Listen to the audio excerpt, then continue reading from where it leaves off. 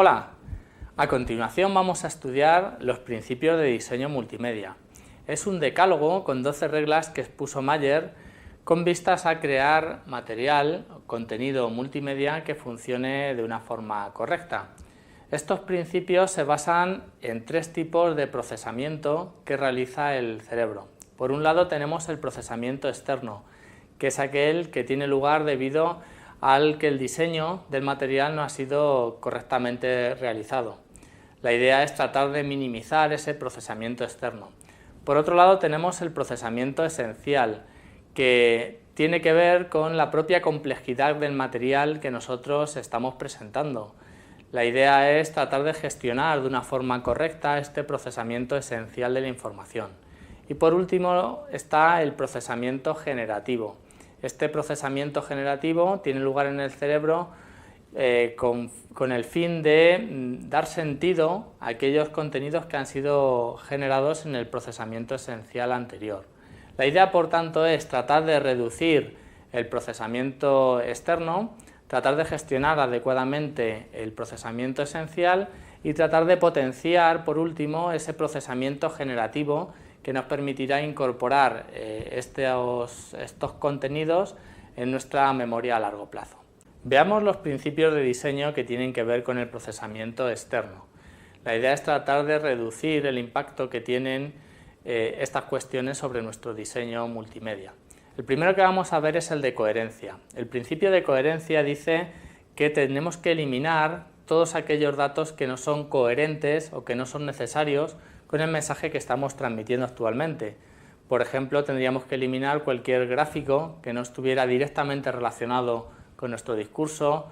Por coherencia tendríamos que eliminar también el logo de nuestra universidad, nuestra firma en el pie de la diapositiva, etc. Es decir, quedarnos únicamente con aquel material que es estrictamente necesario para el discurso que estamos dando. A continuación está el principio de señalizar. Con el principio de señalizar nos referimos a llamar la atención. Podemos señalizar, por ejemplo, con nuestro dedo o podemos señalizar en la propia diapositiva indicando cuál es el punto que estamos discutiendo actualmente.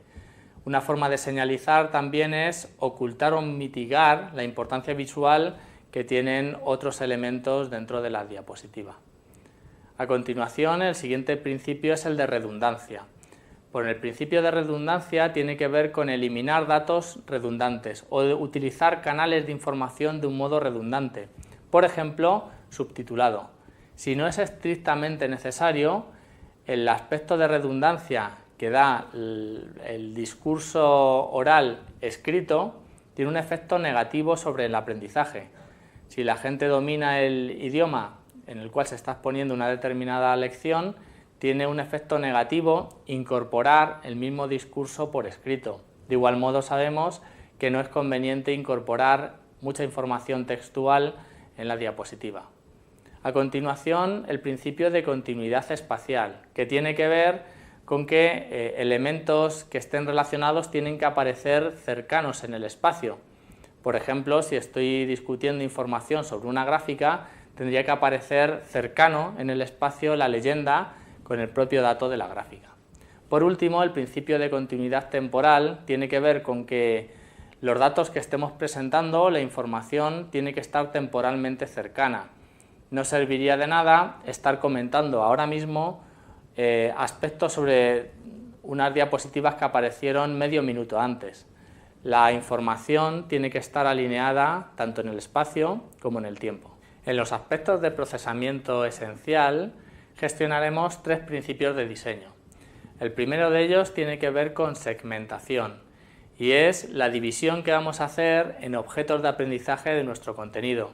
Sabemos que el contenido debe de segmentarse en unidades que sean fácilmente digeribles por nuestros alumnos y así sabemos que en vídeos online la recomendación es nunca sobrepasar aproximadamente los 10 minutos de duración. Esta segmentación tiene que ver también con el principio de diseño de la teoría de Mayer. Por otro lado está el principio de diseño de pre-training, que tiene que ver con habilitar mecanismos para que los estudiantes adquieran todos los conocimientos previos necesarios antes de consumir un objeto de aprendizaje. Por ejemplo, si vamos a utilizar cierto tecnicismos deberíamos de tener este preentrenamiento, de tal forma que los estudiantes puedan adquirir esa terminología previa a consumir el objeto de aprendizaje multimedia. Por último, tenemos el principio de diseño de la modalidad, por el cual sabemos que se aprende mejor con texto narrado e imágenes sincronizadas que con texto escrito e imágenes sincronizadas, simplemente por la teoría de la codificación dual de Peivio. Sabemos que en el caso de texto escrito, el cerebro tiene que hacer un esfuerzo extra a la hora de procesar esos caracteres y verbalizar esa información, de tal forma que se utiliza de una forma mucho más eficiente si combinamos el canal visual y el canal verbal, de tal forma que la información verbal venga por el canal auditivo. Por último, los principios de diseño que tienen que ver con el procesamiento generativo tratan de dar sentido y significado a aquellos elementos que han sido previamente procesados en la etapa de procesamiento esencial. El primer principio de diseño de procesamiento generativo tiene que ver con la personalización. Esto es, hablar de una forma personal y directa para que el receptor del mensaje no tenga que hacer un esfuerzo extra a la hora de interpretar qué estamos diciendo, es decir, evitar en todo momento el lenguaje excesivamente verbal y tener una conversación uno a uno con la persona, con el supuesto alumno que tenemos en este caso detrás de la cámara. El segundo principio tiene que ver con la voz, y es que el cerebro humano prefiere la voz humana frente a la voz sintetizada. Hay gran cantidad de cursos y de contenidos que han sido generados mediante herramientas de síntesis automática de voz, pero sin embargo sabemos por las últimas investigaciones científicas que la gente, el cerebro, procesa de una forma mucho mejor la voz humana, aunque tengas un tono de voz horrendo, pero es preferible tu propia voz a cualquier voz sintetizada por ordenador, aunque puede ser que la cosa esté cambiando. Aquí os dejo un fragmento de un vídeo de una cantante que ha sido sintetizada mediante Vocaloid, que es un sistema de síntesis de voz y que ha causado furor, ha estado en el top 3 de los discos más vendidos allí en Japón.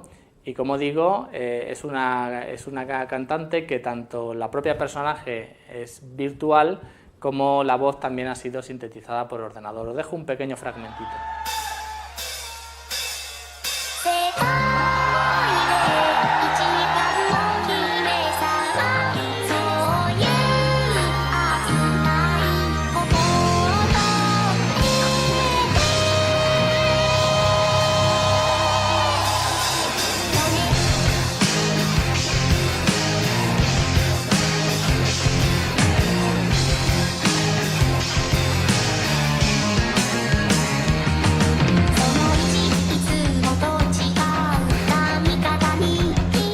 Sorprendente, ¿verdad? Bueno, hasta que lleguemos a que la voz sintética por ordenador tenga las mismas cualidades que la voz humana, o al menos sea tan barata de generar como la voz humana, hasta ese punto, hasta que lleguemos a ese punto, de momento es mejor que vosotros mismos narréis vuestros contenidos antes que utilicéis cualquier sistema como Loquendo o como Vocaloid a la hora de generar vuestras narraciones.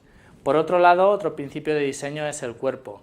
Y sabemos que el cerebro responde de una forma mejor a cuerpos que tengan aspecto humanoide. Cuidado, no quiero decir que sea necesario que aparezca un humano, pero sí que la expresividad facial y que el comportamiento, los gestos que haga sean parecidos a los de un humano.